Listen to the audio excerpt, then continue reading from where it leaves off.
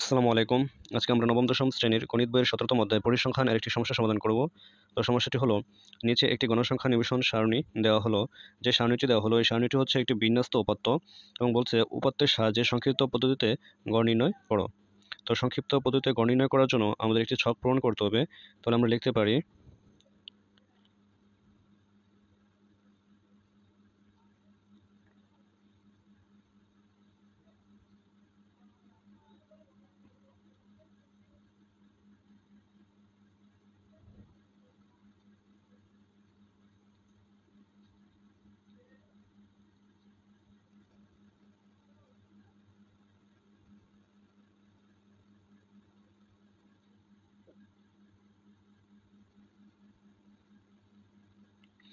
নিম্নে সংক্ষিপ্ত পদ্ধতিতে গড় নির্ণয় করার জন্য ছকটি পূর্ণ করি।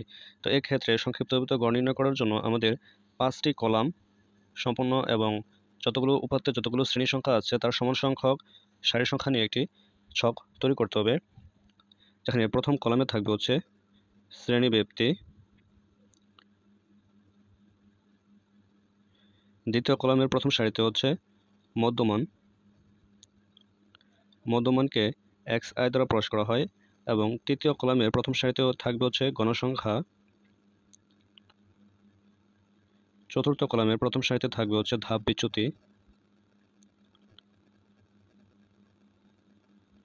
এবং পঞ্চম কলামের প্রথম সারিতে থাকবে হচ্ছে fi ui। এখানে গণসংখ্যা হচ্ছে fi, ধাপ বিচ্যুতিকে ui দ্বারা প্রকাশ করা হয়। তো এখন আমরা বিন্যস্ত উপাত্ত থেকে শ্রেণীব্যাপ্তি এবং গণসংখ্যাগুলো ফিল আপ করে নিই।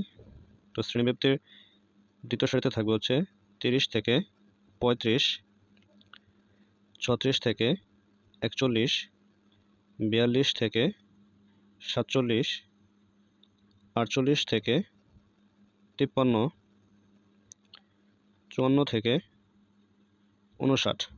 তারপর গণসংখ্যাগুলো হচ্ছে প্রথম সারিতে 5, 12, 20, 25, 8। এখন তাহলে আমরা দ্বিতীয় কলাম মধ্যমান ফিল আপ করবো। তো এক্ষেত্রে মধ্যমানের প্রথম সারি দ্বিতীয় সারিতে যে শ্রেণীর নিম্নসীমা এবং উচ্চসীমা, ঠিক আছে, নিম্নসীমা উচ্চসীমা যোগ করে 2 দ্বারা ভাগ করলে আমরা কি পাবো? মধ্যমান। তো এই ক্ষেত্রে আমরা প্রত্যেকটা সারি এরকমভাবে বের করে নিব, অর্থাৎ উচ্চসীমা এবং নিম্নসীমা যোগ করে 2 দ্বারা ভাগ করব। তো দ্বিতীয় সারিতে নিম্নসীমা হচ্ছে 30, উচ্চসীমা হচ্ছে 35, যোগ করে 2 দ্বারা ভাগ করলে আমরা পাই হচ্ছে 32.5। এখন তৃতীয় সারির নিম্নসীমা এবং উচ্চসীমা যোগ করলে আমরা পাই 77। ইয়াকে যদি আমরা 2 দ্বারা ভাগ করি তাহলে পাই 38.5। এখন আমরা চতুর্থ সারির নিম্নসীমা এবং উচ্চসীমা যোগ করে 2 দ্বারা ভাগ করব, তাহলে পাই 44.5। একরকমভাবে আমরা পঞ্চম সারি উচ্চসীমা এবং নিম্নসীমা যোগ করব, যোগ করে 2 দ্বারা ভাগ করলে আমরা পাই 50.5। অবশেষ কলামটি আমরা ফিল আপ করব,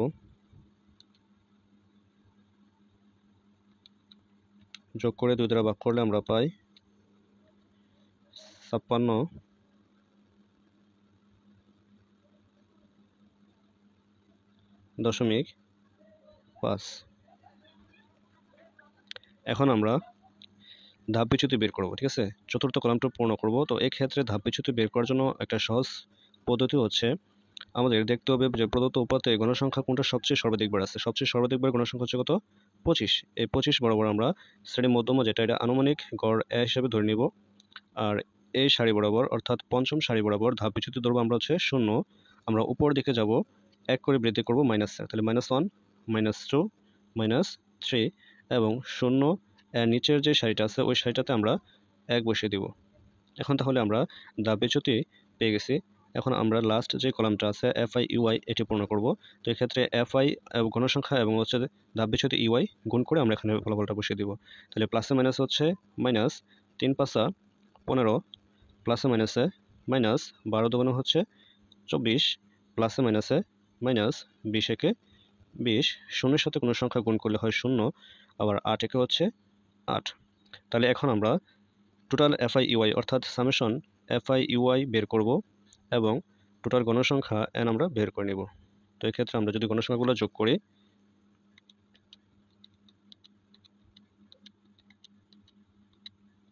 তাহলে পাই হচ্ছে 70 অর্থাৎ গণসংখ্যা হচ্ছে 70। এখন আমরা এফআই ইউআই বের করে নিব।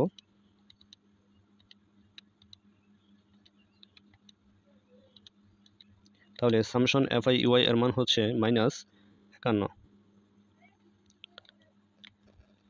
এখন তাহলে আমরা সংক্ষিপ্ত গড় নির্ণয়ের সূত্রটি লিখে নেব। আমরা জানি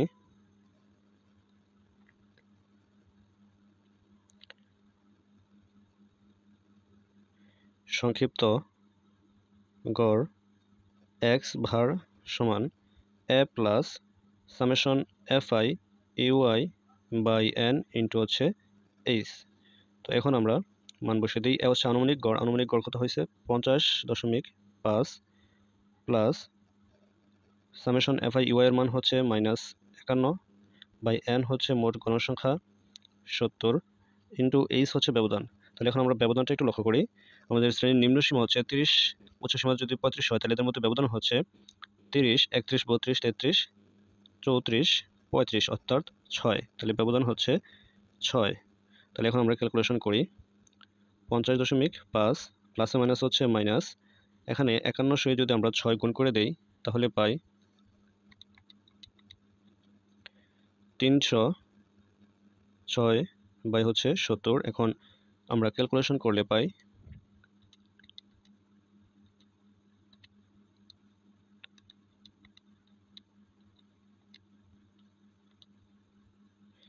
46.12 এত প্রায়। আশা করি ক্লাসটা আপনারা বুঝতে পারছেন। যদি বুঝে থাকেন তাহলে কমেন্টে জানিয়ে দেবেন এবং আমার চ্যানেলটিকে সাবস্ক্রাইব করবেন।